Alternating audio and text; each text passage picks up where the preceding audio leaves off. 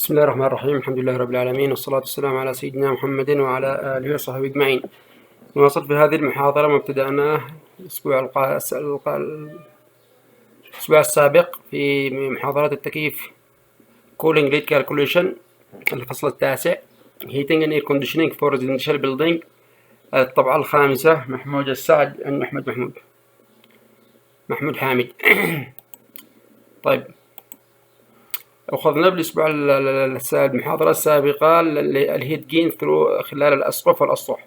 اليوم سوف نواصل حساب مركبات أحمال التبريد للأماكن، وسوف نتطرق إلى الكسب الحراري من خلال أسطح النوافذ، الأسطح الزجاجية، سواء كانت في الجدران أو كانت في الأسطح. The most common glazing material are glasses and plastic and it may single or multiple glazing. يعني أكثر حاجة مستخدم في النوافذ المواد إما تكون الزجاج أو البلاستيك، إما يكون مفرد أو يكون له دبل. The glass materials may be classified as clear, tint, coated or buttered. هذا اللي هي أنواع المواد المستخدمة في تصنيع الزجاج نفسه. طيب، solar radiation which fills on glass surface has three components which are. معي 3 مركبات للإشعاع الشمسي. في الترانسميشن كومبوننت اللي هو المنتقل مباشرة، it represents the largest solar radiation component which is transmitted directly into the interior of the building or the space. This component represented about يعني كان النسبة تقريبا من 42 ل 87 of the incident solar radiation من الإشعاع الشمسي الساقط. depending on the glass transmitting values، يعتمد على هذا العامل الانتقالي الموجود في الزجاج. النوع الثاني اللي هو absorbed component. This component is absorbed by the glass material and rising its temperature. هذا اللي هو العامل كأنه الانتقال السابق اللي درسناه عند نفس الجدران. نتيجة الإشعاع الشمسي موجود على الزجاج تمتص مادة الزجاج، تمتص الإشعاع الشمسي، وبالتالي ترتفع درجة حرارة الزجاج بنفسه، وبعدين بعد فترة زمنية تنتقل هذه الحرارة إلى السبيس. About 5 to 50 of the incident solar radiation is absorbed by the glass materials depending on the absorptivity value of the glass. يعتمد على عامل الامتصاصية الموجودة في الزجاج تقريبا من 5 إلى 50. الحد الأدنى 5 والحد الأعلى 50. الأول 42 الحد الأدنى، والحد الأعلى 87. Reflected component. This component is reflected by the glass outside surface to the outside of the building. About 8 to 53% of the incident solar energy is reflected back by the glass. هذا العملية اللي هو المنعكسة، عملية الانعكاس المباشر للشمس. إذا transmitted absorbed reflected. اللي يهمنا كثير أنا اللي هو الجزئين الأولين، لأنه هذا لصالحين. لكن الترانزميتد كومبوننت لابد أخذها في الاعتبار، نشوف كيف نحسبها، والابزوربد كومبوننت أيضا نشوف كيف نحسبها. طيب، نبدأ نشوف الهيت جين due to the solar transmission through the glass، العمليات المنتقلة. الهيت جين rates due to solar transmission through glass window and doors are calculated by using من تابل 9 إلى تابل 11، معنا 4 جداول من خلالهم سوف نحسب اللي هو التأثير الشمسي أو الحرارة الناتجة عن التأثير الشمسي المارة خلال النوافذ. نبدأ بالترانسميشن هيت جين كومبوننت. فالكيو ار تساوي الاي اريا اللي هو مساحة الزجاج، السولار هيت جين الإشعاع الشمسي، الشيدنج كوفيشنت اللي هم معامل التظليل، والكولينج لود فاكتور. نشوف هذه الثلاث المعاملات، السولار هيت جين والشيدنج كوفيشنت معامل التظليل، والكولينج لود فاكتور معامل اللي هو الحمل التبريدي، كيف نحسبها. نبدأ بأول جزئية اللي هي سولار هيت جين. إذا السولار هيت جين ريت فاكتور in units watt لكل متر تربيع extracted from the table 9.1 if the glass of rotation and the month are given. يعني معلومية الشهر ومعلومية الاتجاه أقدر أنا أحدد. طبعا هنا متوسط الإشعاع الشمسي الموجود في اليمن عندنا تقريبا 650، يطلع في أيام معينة 650 واط لكل متر مربع. في أيام معينة بعض الشباب قاسوا في أيام الصيف في عاملين تجربة للطباخة الشمسية في سطح كلية الهندسة جامعة العلوم والتكنولوجيا، وصل الإشعاع الشمسي إلى 1000 تقريبا 1000 متر مربع في ساعات معينة. لكن نحن نتكلم عن المتوسط، متوسط الإشعاع الشمسي باليمن تقريبا 650 إلى 700 بالحدود هذا. طيب، من فين أوجدها هذا السولار هيت جين؟ بتجي معنا هذا. طبعا هنا موجود معي بس 32، ولكن في الكتاب المتوفر في الكتاب. لكن عند الإشعاع الشمسي باليمن نرجع للجداول ال20، ومن جداول ال20 نحدد الزاوية اللي هي موجودة في الصناعة 16 في عدن 12 وتأخذ مني السولار هيت جين كم عامل إشعاع شمسي. فبالتالي هذا فلنفترض جدلا إن هذا نحن في مدينة عمان في الأردن اللي هو طبعة الكتاب الموجود فينا وهذا اللي هو 32 درجة اللي هو اللاتيتيود أنجل. بالتالي من هنا في معي هنا اللي هو من جونوري لا ديسمبر، وهنا معي اللي هي النورث اتجاهات الجدران، وفي هنا معي الهوريزونتال إذا كان معي السقف تماما، فإذا كان في زواج بالسطح يعني زي الإضاءة أو حاجة زي كده. بالتالي هنا لما نجي نحسب السولار هيد جين فرضا أول حاجة شهر التصميم حقي جولاي، الزاوية 32 إذا كانت صنعاء نستخدم 16، وبعدين نبدأ بالنورث. النورث إذا هنا كام السولار هيد جين 126 واط لكل متر تربيع. إذا نشتي إذا هنا السولار هيد جين 126. نبدأ اللي بعدها الإيست والويست بيكون معايا كام 678 واط لكل متر مربع زي ما هو موضح عندكم هنا. طيب إذا كان معايا الساوث على طول بيكون كام 227 واط لكل متر مربع. طبعا احنا بنعمل الجدول، والجدول هذا يتضمن اللي هو كل الاتجاهات، يعني في معي الجدول هنا اللي هو الجلاس ساوث والجلاس نورث حسب نوع النوافذ الموجود عندك في المبنى. إذا كان في معي بالسقف هوريزونتال إذا على طول كام 861 واط لكل متر مربع. هذا بالنسبة لأول بارامترز اللي هو السولار هيت جين. إذا هذا حددناه سولار هيت جين. الاريا موجود معي حساب مساحة الزجاج. نشوف الشيدنج كوفيشنت معامل التظليل. The shading coefficient is obtained from table 9-8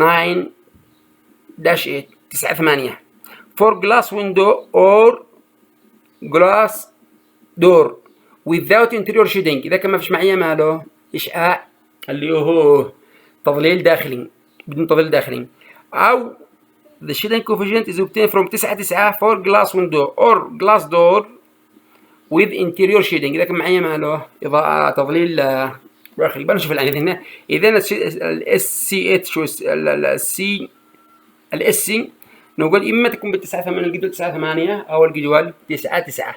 9-8 إذا كان بدون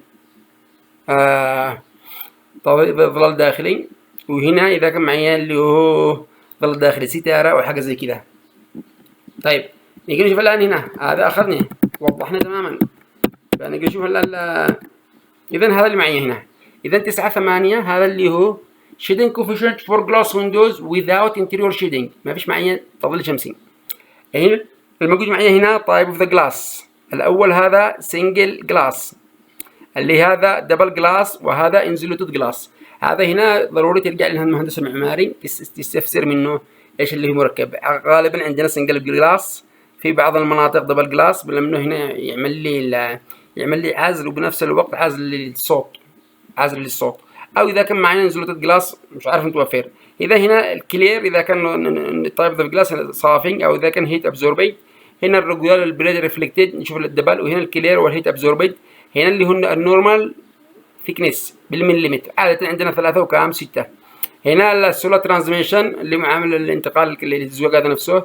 في معي هنا الشيدنج كوفيشنت اذا كانت الاتش الاوت 22.7 ولا اتش 17 بالضبط، اللي هو معامل انتقال الحرارة. وإذا أخذناه بانتقال الحرارة كيف نحسب، أو نرجع بنشوف بعدين كيف نحسب. أخذناها لما نحسب 1 على R، 1 على الآر الخارجية.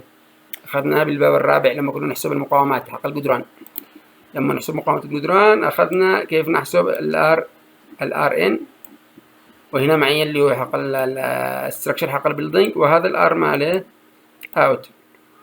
فنشوف الار اوت كيف هنا تحسبها من هنا وتطلع قيمة اللي هو 1 على الار يعطيك الاتش.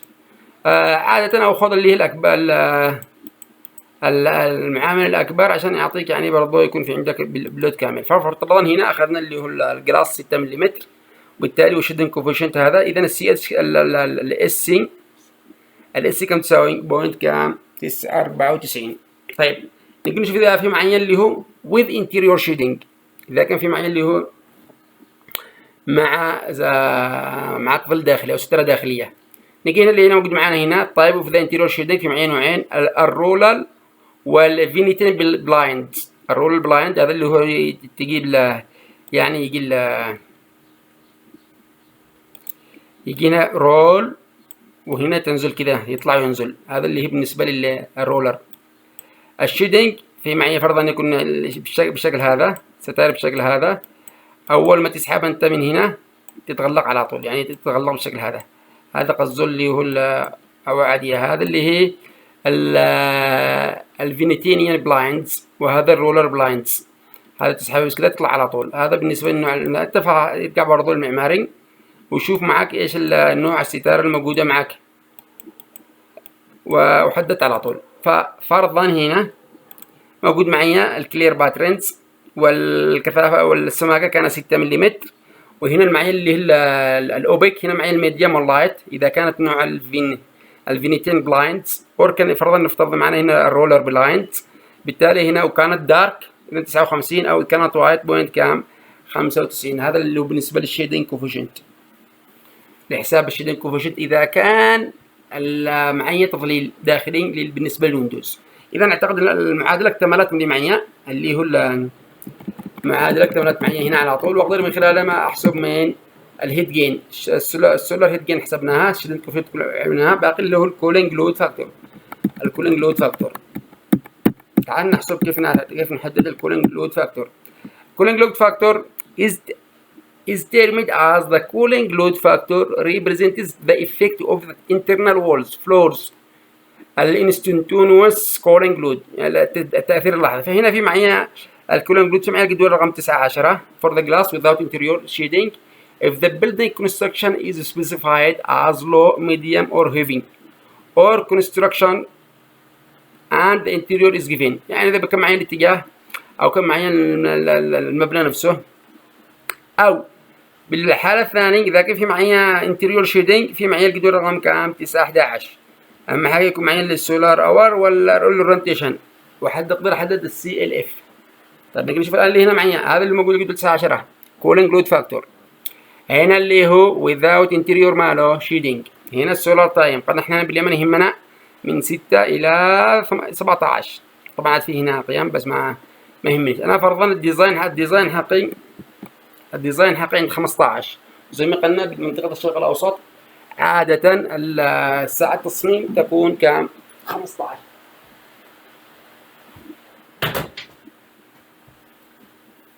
الساعة 3 العصر. ففرضا هنا الزجاج كان بالنورث والإيست، فناخذ هنا الكونستراكشن بيلدينج إذا كان لايت أو ميديوم أو هيفينج. خلينا ناخذ على الهيفينج، فبالتالي هنا يكون السي ال اف بوينت كام 76، وهنا الاي والام، وهنا السي اف كم تساوي بوينت 29. كذا خلصنا من الهيت سولار هيت جين ترانزيشن اللي انتقلت المبنى انتقال مباشر. هذه الحالة الثانية إذا كان معي هذاك الأول بدون انتريور، وهنا معي انتريور شيدنج. إذا كان معي انتريور شيدنج ساعة التصميم زي ما قلنا 15 على طول. النورث يعطينا اللي هو بوينت 82، الايست يساوي 20، الساوث يساوي 50، والوست يساوي كام 72 على افتراض جدلا لأن هذا المبنى معه لديه نوافذ من كل الاتجاهات. إذا كان ما فيش غير النورث والإيست نستخدم الأولى والثانية، إذا كان ما فيش معي غير النورث والويست نستخدمها الأخيرة والبداية، وهكذا حسب اتجاه النافذة في داخل المبنى نحدد نختار اللي موجود معنا. إذا خلصنا من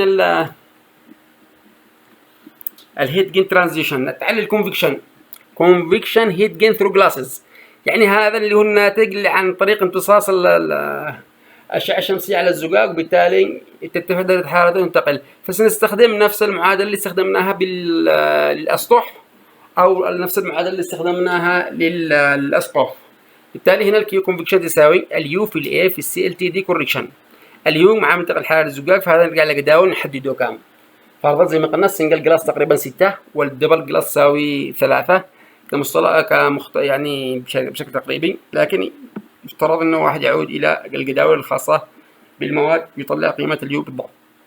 وهذه المعادلة احنا عرفنا عليها كامل سي ال تي دي، وهنا ال ام اللاتيتيود ماث كوركشن، وهنا الكي حسب المبنى اذا كان دارك ولا هنا الانترنال كوركشن، وهنا الاكسترنال ماله كوركشن، وهذه الاف حق الاتيك. فبالتالي هنا في معي جدول الخاص 9-12 cooling log temperature difference for the glass window. هذا الجدول اللي موجود معي هنا، هذا الخاص بالنوافذ او بالزجاج.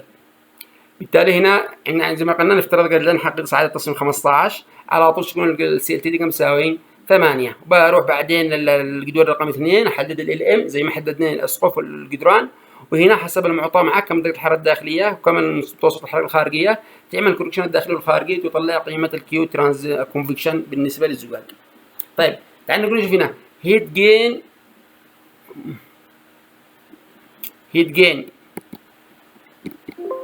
كيب يا عزي باقي اي هنا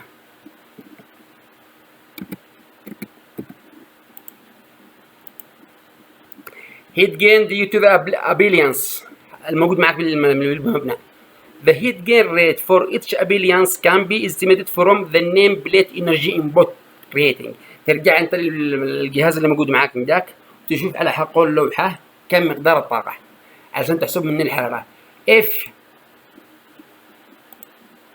the rate energy data is not available إذا مش موجود معك خالص recommended heat gain rate values listed in table 13. نرجع التيبل هنا can be used sensible and let it heat gain. فتركز هنا في معي حرارة محسوسة وحرارة ماله حرارة اللي هي كامنة، بالتالي إذا يهمني بالسنسيبل هيت ريشيو أو السنسيبل هيت فاكتور اللي عن طريقه نحدد بخريطة السايكومتري، فتعمل أنت اللي هو الليتنت لحاله، تعمل سنسيبل هيت لحاله وهكذا، تستخدم معك اللي هو الجدول. بالنسبة إذا كان مش موجود معك هنا ترجع للمستشفيات لها جداول خاصة تبحث بالكودات حق المستشفيات أو تشوف حقك المبنى نفسه إيش هو وإيش داخله من أجهزة. إذا كانت موجودة تستطيع تحصل من النيم بليت إنرجي أو ترجع للكتب الستاندرد تشوف. لكن أعتقد إنه الأيام هذه قد في معي هاي إنرجي إكوبمنت هاي إنرجي إفشنسي، يعني المعدات الحالية في الوقت الحالي تتميز بالكفاءة عالية الكفاءة، وبالتالي معدل استهلاكه للطاقة تكون أقل. فيفضل إنه عدم الركون إلى هذه اللذة والبحث عن الأجهزة المتوفرة حاليا وهكذا.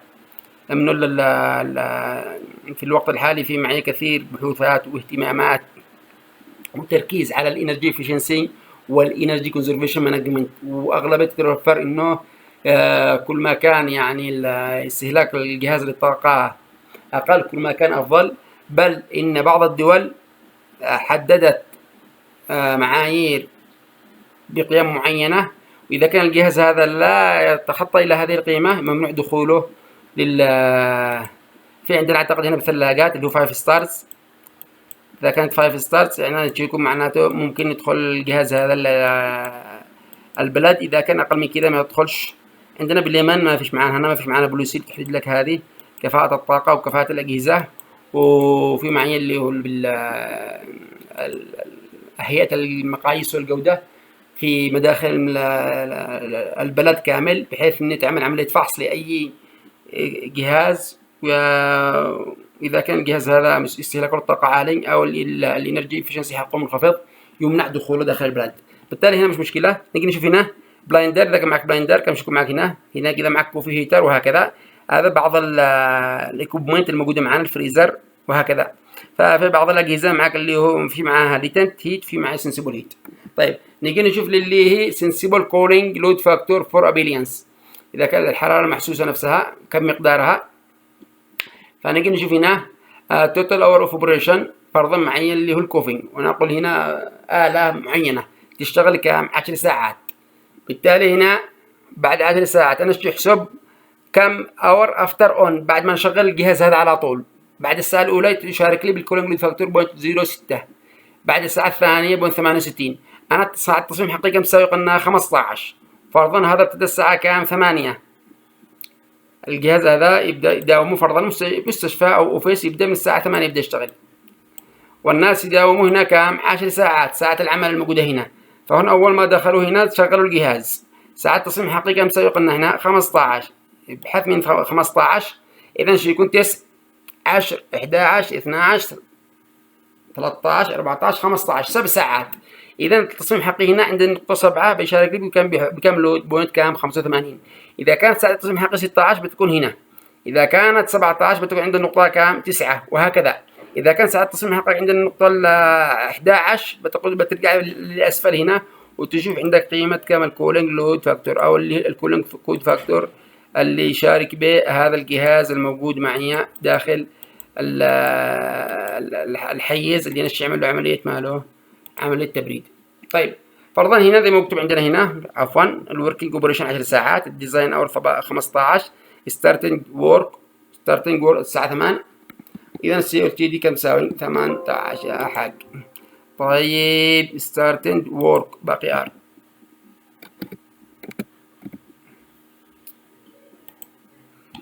الساعة 8. إذا هنا تطلع عندي النقطة كام؟ نقطة كام؟ 7. طيب نبدأ اللي بعده الهيت جين. يا الله مخرج.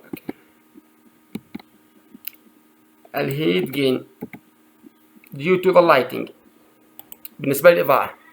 معي القانون هذا الحرارة الناتجة، فمعي البي ال تي اللي هو الباور حق الموجود معي هنا، الاف يو اللي هو الفراكشن لامبس ذات ار يو يوز، كم نسبة استخدام هذا الإضاءة. مثلا يكون معك 4 5 6 أنت شغال بس 4 5 وهكذا. الاف بي هنا الموجود معي اللي هو عبارة عن إذا كانت فلورنس لامب أور أوردينري لامب. الفلورنس 1.2، إذا كانت الأوردينري يساوي 1. أنا قسم معي اقتصادي. معي الكولينج فاكتور للإضاءة. من الجدول هذا اللي موجود معي 9 15 أحدد الكولينج فاكتور فور لايتنج. هنا الطاقة كم مقدارها؟ أبو 40 واط، أبو 20 واط، أبو 10، أبو 8، أبو 5 واط، ترجع للجهاز الإضاءة الموجود معك. وأحيانا يعوضوا بها اللي هو بالمتر المربع، كم واط كل متر مربع. طيب نجي فرضا هنا في معي الجدول نفس الكلام، في معي هنا نوعين، فيكستشر اكس فيكستشر واي. هذا اللي هو موجود بدون اتيك، ما فيش تهويه فوقه زي المعلق على طول. وهذا اذا كان في معي اتيك يعني في معي سقف مستعار، ومعي الاضاءه بالسقف المستعار، وفوق في معي تهويه، في معي نسبه ماليه، نسبه من التهويه. فبالتالي هنا تشوفوا حتى نسبه تشاركته اقل، هنا نسبه تشاركته اعلى، وهكذا.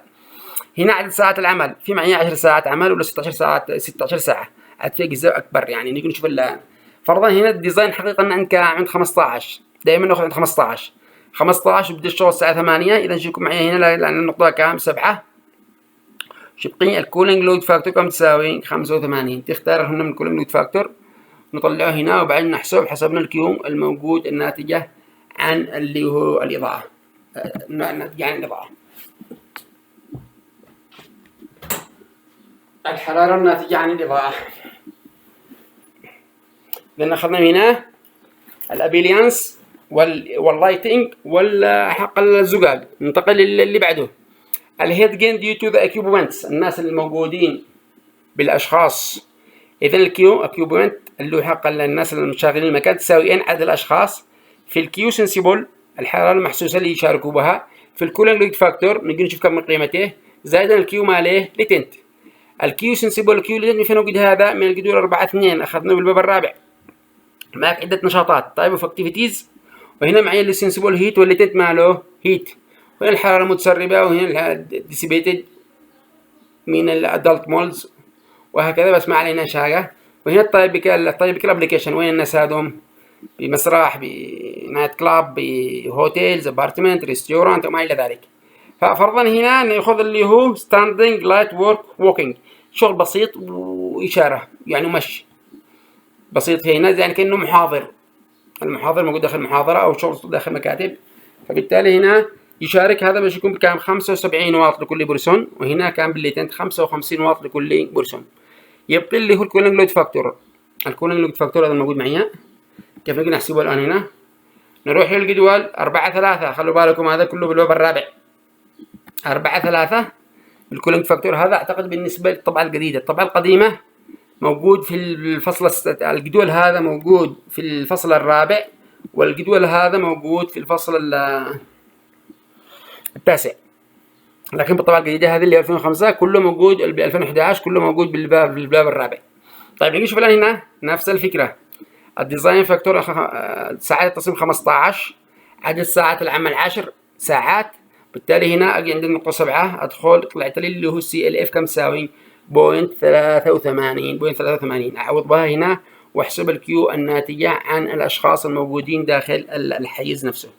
طيب نيجي نشوف اللي هو هيد الهيت ديو تو ذا الكتريكال موتورز. في معي هنا 3 معادلات، يعني المعادلة دائما ممكن نحسبها. هذه الموجود معنا هنا يقول لك هنا إذا كانت الجهاز والماشين موجودة داخل الحيز نفسه اللي هو داخل الجزء التبريد، إذا كانت الجهاز The motor is outside the conditioned space while the driving machine is inside. الموتور برا والماكينة داخل، وهذا هنا إذا كان كلهم لهم خارج. ما علينا نشوف اللي هنا. The instantaneous heat gain rate from the machines produced by electrical motor located within the conditioned space is calculated by الQM تساوي الباور هذا ال FU وهذا ال FL وهذا ما هو كفاءة الموتور نفسه. ال FU the motor use factor أحيانا 5% 20% حسب التحميل، وهنا the motor loading factor كم يستخدم، يعني كم ساعات يستخدم هنا، وهنا كم اللودing فاكتور يعني في 20% 80%. هذه الأنواع الحديثة من الموتورات تكون نسبة التحميل حسب نسبة التحميل، يكون الاستهلاك مش حسب يعني يكون معه بالأخير معه فريكونسي انفرتر ويغير السرعة حقه حسب اللود، يشتغل بفول لود، يشتغل ب 0.5 0.24 وهكذا. لكن المحركات القديمة كلها بسنجل لود، بالتالي كل تكون الفول لود فاكتور تساوي 1، ما عاد في شيء حاجة. The motor use factor is applied when the motor use is intermittent متقطع، هذا اللي هو حق الاستخدام. The motor use factor for conventional application it is value تساوي 1. The motor load factor is the fraction of the rate load being delivered under the condition load. يعني إذا في معي موتور متغير السرعات وبالتالي حسب الاستهلاك كذا. If the motor is out فبالتالي هنا يكون القدرة في الإف ممكن تعمل 1 على الكفاءة، يطلع لك الكيوم الموجود معانا داخل المنظومة نفسها. إذا كان هذا the motor is outside the condition space while the driving machine is inside مش معي الكفاءة، بالتالي هنا يعني ضرب مباشر بدون ما تقسم على الكفاءة، طبعا يطلع أكبر. إذا كان هنا when both the motor is inside while the driving equipment is outside، وهذا إذا كان الموتور داخل والماشين خارج، تحسب بالقانون هذا لحساب الكيوم الموجود معنا. وبالتالي هنا the motor efficiency value is typical motor is generally يعني هنا من 40 واط ل 20 واط 35%، من 560 إلى 1 كيلو ونص 75%، من 1.5 إلى 7.5 80%. على العكس الآن في موتورات حقهم الكفاءة 90% 80%، يعني يسمون له high efficient motors high efficient موتور. متوفر باليابان مش متوفر. طيب for some application sat office بعض في معي اللي هو مش موجود معنا اللي هو diversity factor اللي هو عامل التباين الموجود معنا، العنوان ما طلعش هنا. diversity factor ده هو موجود معنا هنا، ركزوا على هذا اللي هنا موجود. الدايفرسيتي فاكتور يعني هذا بعض احيانا لما تعمل عمليه تصميم باللي هي الفول لود، فبالتالي لما كله تطبق لك فول لود يعني المفروض انك تاخذ بالحسبان معك الدايفرسيتي فاكتور. For some applications such as office, hotels, departments, it is reasonable to assume that some occupants of such application will be on holiday or absent. يعني شغلك بعض الموظفين اذا كانت يكونوا مش موجودين، يكونوا غايبين. reasonable to assume some light and motor are switch off. بعض إذا في معي معدات أحيانا نفترض أن بعض الموتورات تكون متوقفة وغير شاغلة for a certain period of time during the day. Diversity factor for such application are presented when the peak cooling load is calculated. لما أخذ كله حتى على البيك ممكن نستخدم اللي هو فرضا هنا peripheral areas of office with glazing area من 20 إلى 50%. ممكن تأخذ diversity factor من 0.7 إلى 85، والبيبول من 0.7 إلى 8 وهكذا. تشوف أنت عندك البارتمنت هوتيل بدروم لكن معي اللي هنا غرف فندق، ممكن نسبة الإشغال من 0.3 إلى 0.5 أو 0.4 0.6 إذا صممت على البيك لود. إذا صممت على مين على البيك لود تأخذ بالحسبان. وهذا أيضا موجود عندنا لما نصمم المياه الحارة for the bathroom، يعني مش معقول كل الحمامات شغالين بنفس الوقت، بالتالي أو الطلب الماء يحركوا بنفس الوقت. نصمم على البيك لود ضربنا في الدايفرسيتي فاكتور 0.25 علشان نطلع الجهاز اللي بنختاره عليها. فنفس الكلام إذا كانت بيك لود كامل على الهوتيل كامل، ففي معك هنا أنت 0.6 يعني تقريبا 60% أو 70% من الفندق كامل يكون ماله مشغول. صح يكون عندي بيك لود لكن بفترات محددة في خلال الصيف، في خلال أشهر معينة فقط لا غير، لكن طوال السنة يكون تقريبا نسبة بوينت كام 6 أو نسبة الإشغال الموجودة بالهوتيلز نفسه أو الهوتيل ولا الهوسبيتال ولا أي حاجة تكون بوينت كام 6. طيب نيجي نشوف الآن هنا الأشياء الأخيرة المتفرقة لحسابات انتقال الحرارة. يقول لك the following miscellaneous heat gain rate and heat losses rate are considered a part of the total cooling load of a given application. Supply duct air leaking into non-condition space. إذا كان في معايا تسرب يعني داخل الدكت، هذا بالأخير بعد ما تعمل التصميم تضيف بوينت 15 كسيفتي احتياط زيادة. ممكن تأخذ هذا البوينت 15 تأخذ لي الحسبانات.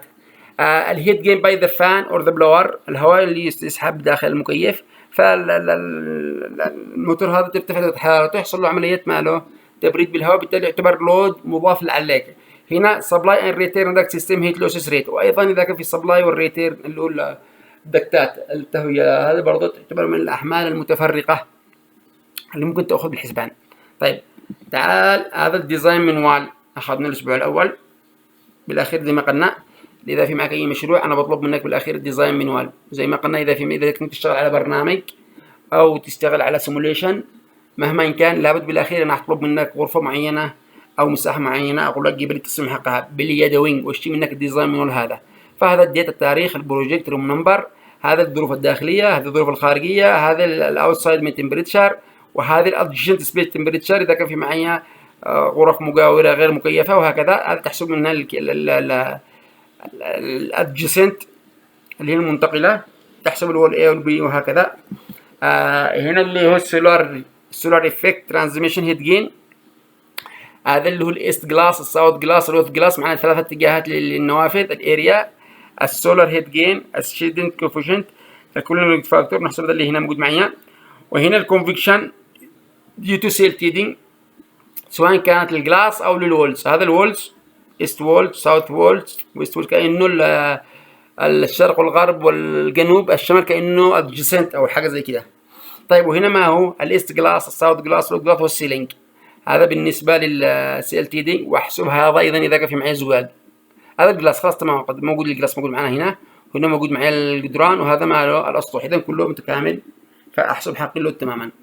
هذا الانترنال كولينج لود الداخليه، هذا اللي هو الاكوبمنت، عدد الاشخاص في الواط من الجدول رقم 4.2، في الكولينج لود فاكتور 4.3. احسب السنسيبل. هنا الليتنج احسب طبعا هنا الليتنج كله سنسيبل. الاكوبمنت قد تكون سنسيبل قد تكون ماله ليتنت. والموتورز احسب التوتال لود معي. هنا الانفلتريشن هيت جين اللي هو اخر مركبه من مركبات التبريد، واخذناها بحسابات احمال التدفئه. نيجي نشوف كيف نحسب اللي هو عمليه التسرب، اما بالاير تشينج بير اور او بطريقه الشقوق زي ما قلنا. تحسب الحجم، تطلع قيمه الكيو اس والكيو توتال، وبعدين تحسب من الكيو ماله ال. والكيو ال هذه مهمه في حسابات السنسيبل هيت ريشيو. السنسيبل هيت ماله ريشيو ما نتطرقش ليها، اخذناها تعال ناخذ مثال. The shower hall is to be air conditioned at latitude location of 32، يعني كأنه في عمان. The hall has 8 glass window، معي 8 نوافذ، each 3 في 1.2 متر، هذا مساحة الويندو. and 2 wooden door of 1.5 في 2.1 متر، هذا اللي هو بابين. The glass of the window is of clear pattern of 6 ملم thickness with white roller shading، إذا معه هذا التظليل أبيض، وهنا الثيكنس السماكة حقه 6 ملم، ونوعه كلير. The ceiling height is 3 متر، ارتفاع السقف 3 متر. The filtration air is estimated to 1.5 air change per hour، معدل التغير الهواء 1.5 مرة بالساعة، هذا عشان نحسب الانفلتريشن. The occupancy is 50 person، 50 شخص. Stay in office with modern office work، يشتغلوا شغل خفيف، هذا عشان نحسب الحق الاكيوبمنت السنسيبل والليتنت. The lighting intensity is 30 واط لكل متر تربيع، عفوا هذا متر تربيع، 30 واط لكل متر تربيع of floor area. The lamps are of ordinary type، معناه اللي هو الإضاءة من العادية. of recent fixture. The lighting will remain on for 10 hours، إذا الإضاءة هذا شكل كم 10 ساعات. And the occupants will stay in the hall for 10 hours، والناس اللي يجلسوا داخل المبنى 10 ساعات. After occupants entry at 8، لما يدخلوا الساعة كام 8. The inside design temperature 24 and 50 relative humidity. The space above the ceiling and below the floor is all 29، إذا في معي اللي هو الكيو adjacent، ينتقل لي من فوق من السقف ومن تحت درجة الحرارة كم كانت 29. The supply air temperature is 14. هذا عشان نحسب كمية الهواء اللازمة من السايكومتري. The overall heat transfer coefficient are as follow. جبت لك اليوم حق الوول 1.2 ولايت كلر تايب دين. هذا عشان نحسبوها عليكم. احنا حسبنا الاسبوع الاول بنوع معين. المجموعة دي واللايت كلر حقه عشان الكيه واليو حقه كم كذلك. اليو سي سيلينج 1.8 فور سيلينج نوت سسبندد تايب رقم 3. نوع السقف اللي هو غير ما فيش معه سقف مستعار ونوع رقم 3. الفلور 2.1 في الفلور. هذا اليو حق الفلور. اليو جلاس 6.7 كأنه سنجل فور جلاس ويندو. اليو دور اليو حق حق الباب 3.5 فور وودن دور. كالكوليت ذا فلوين كولينج لود كومبوننت يشيل المركبات الأجزاء. كام 17 سولار اور يعني الساعة 7 اوف اوغست شهر ماله اغسطس. التي او ماكسيمم 31.3 والتي او مينيمم 19 ماله 4. المطلوب هيت ترانسفير ثرو ذا فلور سيلينج اند دور. هذا اخذناه الاسبوع الاول المحاضرة السابقة مش هحسبهاش خالص رجعوا احسبوها انتم. الهيت جين ريت ديو تو ذا sunlight وول اند sunlight جلاس ويندو بنحسب هذه اللي هو الهيت جين من خلال الصن جلاس ويندو. الولز برضو احسبوها زي ما حسبناها الاسبوع المحاضرة السابقة. هيت جين ديو تو اكيوبمنتس نتيجة الاشخاص. الهيت جين ريس ديو تو ذا لايتنج نتيجة الاضاءة. الهيت ريت ترانسميشن ديو تو انفلتريشن باب الرابع. ذا توتال كولينج لود فانت تحسب الحمل الكلي. تعال نبدأ. هذا اللي هو المبنى نفسه. هنا طول 14 هنا 20 هنا 1 2 3 4 5 نوافذ بالاتجاه الشمال ثلاثة نوافذ باتجاه الويست وهنا اللي هو الدورز وهنا اللي هو الايست وفوق السقف والسطح. هذا القدرة ما فيش داعي ندخل له. هذا الديزاين من ورا زي ما قلنا. النايت جلاس عشان نبدأ بالترانزميشن بالكونفكشن. معي السي ال تي دي معي ال ام معي السي ال تي دي كوركشن معي الاريا معي الكونفكشن معي اللي هو النورث جلاس والويست جلاس. احنا قلنا زي ما قلنا الجزء الاول والثاني مش ناخذوش اخذنا بالمحاضرة السابقة. اليوم بنتطرق فقط اللي هو النوافذ. هذا المعادلة حقين السي ال تي دي كوركشن سي ال تي دي ال ام او الكي 25.5 وتي او ام 29.5 في الاف. نبدأ بالكوركشن فاكتور الانسايد. كم قال لي 24 وهنا 25 25 ناقص 24 1.5. إذا هذا التصحيح الداخلي لدرجة الحرارة الداخلية درجة الحرارة من الداخلية. نشوف التصحيح الخارجي نحسب التي او ام التي اللي هي التي ماكس زائد التي مينيمم في نص. هنا 31.3 معطى زائد 19.4 معطى. نجمع هنا نضربها في النص يطلع لي كام 25.35. نعمل التي او ام ناقص 19.4 بيطلع لي سالب 4 درجات 0 كام 5. هذا معاملة تصحيح درجة الحرارة الخارجية. نعتبره ان اللي فيه ما فيش اتيك الاف تساوي 1 ونعتبر الكي اللي هو اللايت ممكن برضه ب1 ما له شيء قيمة. اذا الان باقي معي بس ال ام والسي ال تي دي كوركشن. نشوف من فين نوجدها. نبدأ بالسي ال تي دي كوركشن. بالسي ال تي دي للزجاج. هذا حق الزجاج اللي هو التيبل رقم 12 ساعة التصميم كم قلنا 17 معطى. إذا من 17 السي ال تي دي كم تساوي 7. خلصنا منه السي ال تي دي. نبدأ الآن من اللي هي الكوركشن. الزاوية كام ال ام لاتيتيود 32 ديزاين ماث اوغسطس والنورث والويست دايركشن. نتكلم على الزجاج. إذا هنا هذه الزاوية 32 هذا الأوغست يهمني النورث كم تساوي سالب 1.1 ويهمني اللي هي الإيست والويست كم يساوي 0. انتهى الموضوع عشان الزجاج. إذا ال ام موجود والسي ال تي دي موجود والانترنال كوركشن الانتيريور كوركشن والاكستيريور كوركشن موجود. أقدر أحسب من حق اللي هم الديزاين منوال. السي ال تي دي 7 ال ام زي ما قلنا سالب 1.1 و0 حق النورث حق الويست. السي ال تي دي كوركشن طلع هنا 3.35 ولهذا طلعت 4.4. من فين طلعناها من المعادلة السابقة. الاريا هنا 18 هنا كام 10.8. هذا له معي 5 نوافذ هنا معي 3 نوافذ.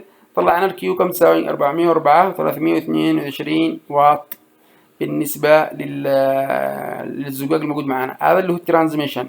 ننتقل الآن للسولار افكت ثرو ترانزيشن. الأول كونفكشن الأول كونفكشن. الآن هذا اللي هو ترانزيشن خلال الانتقال. هذا المعادلة الحقيقة شرحناها. المساحة في السولار هيت جين في الشيدنج كوفيشنت في الكولينج لود فاكتور. تعال ناخذ اللي هو ديزاين مانث اوغست، هذا الاوغست. النورث والويست دايركشن بنجي نشوف من هنا. طيب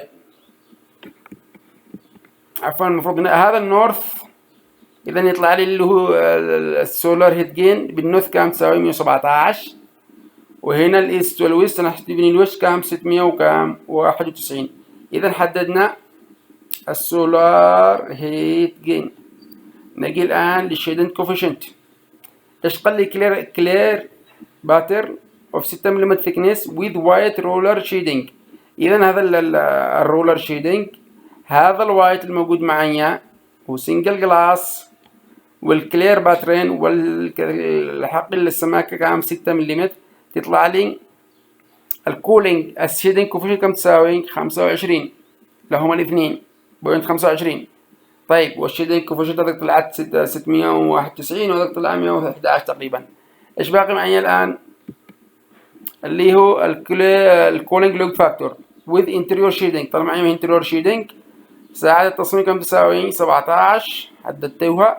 اذا هذا حق النورث كم يطلع بوينت كام 78، وهذا حق الويست كم يطلع 81. موجود معي الثلاث القيمتين الان. حددنا السولار هيت جين، حددنا الشيدنج كوفيشنت، حددنا الكولينج لود فاكتور. نروح نطبق بحق المنوال.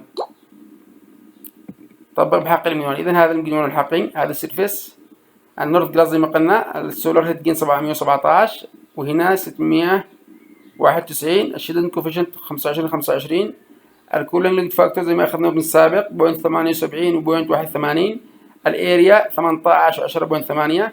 يطلع لي اللود هنا 410 واط الكونفكشن، ويطلع لي هنا حق الويست 1500 وكام 11.217 واط. طيب خلصنا الآن من الزجاج سواء الممتص أو المنتقل بشكل مباشر.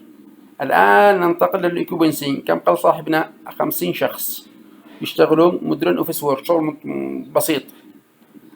يقسوا بالمكان 10 ساعات، يدخلوا الساعة كام 8، والديزاين فاكتور حقيقي كم تساوي 17. تعال نحسب الآن. هذا القانون الكيوكوبنسين الان في الكيو سنسبل في الكولينج لود فاكتور الإكوبنسين زائدا الكيو ماله لتنت. تعال نقدر نطلع القيم. هذا الموجود معي اللي هو الجدول 4، وهذا قلنا اللي هو الستاند لايتنج وورك اللي هو شغل مكتبي بسيط. اذا السنسبل 75 والليتنت كم تساوي 55. نجي اللي هو الان الكولينج لود فاكتور زي ما قالوا اشتغلوا كم هنا 10 ساعات، والديزاين فاكتور يوم 17. فانت تحسب 8 9 10 11 12 13 14 15 16 17 9 ساعات. اذا تشوف الحمل بعد 9 ساعات لما ندي حق هنا 9 ساعات تصميم. طيب والسنسبل هيت فاكتور بيشاركوا بكام؟ ب 87%. 87 ماله في المية.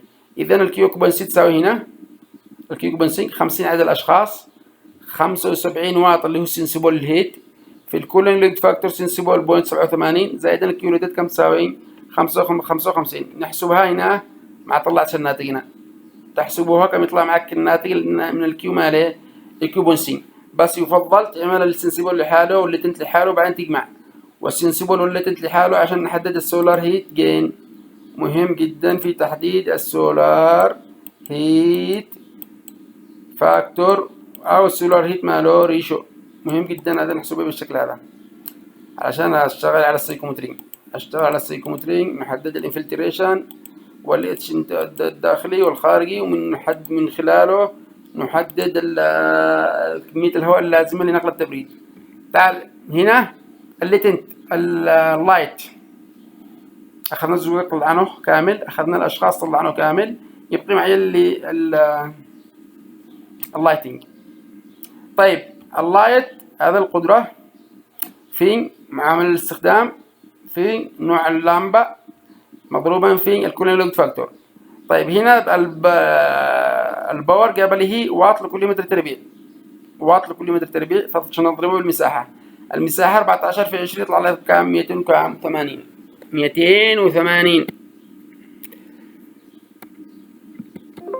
كيب. أولا هذه متر كام تربيع، متر تربيع. إله إلا الله. لو عدنا هذه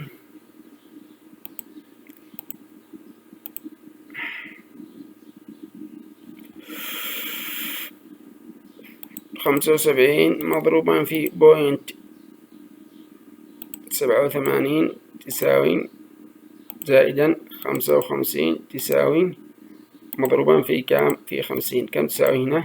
6012.5 تساوي 6012.5 واط. هذا بالنسبة للأشخاص. وهذا قلنا هنا منه خلاص طلعت تحت. لا إله إلا الله. لا حق مش تحت، فوق.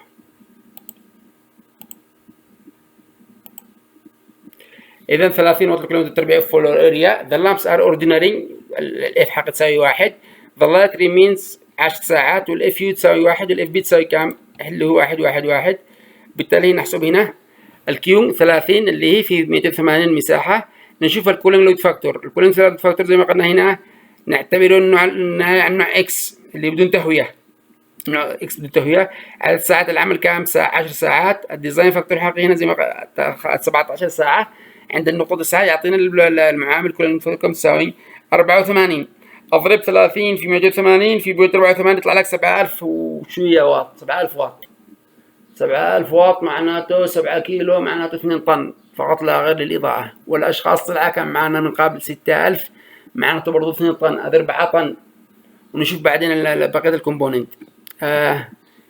كذا خلصنا كل المحاضرة وحسبنا اللي هو الموجود بحال الحاجات الموجودة معانا. حسبنا كل جميع الكومبوننت الموجود معانا اللي حسب المطلوب معايا، اللي هو عن طريق حق النوافذ الترانزميشن والكونفكشن. واخذنا حق الاشخاص الموجود معانا الايكوبمنت، الاشخاص سنسيبل والليتد هيت طلعناهن كامل. وحسبنا حق مين؟ حسب المعادله الموجود معايا هنا حق اللايتنج. هذا حسب المطالب كله. وبكده تكون المحاضره حقنا انتهت. والسلام عليكم ورحمه الله وبركاته.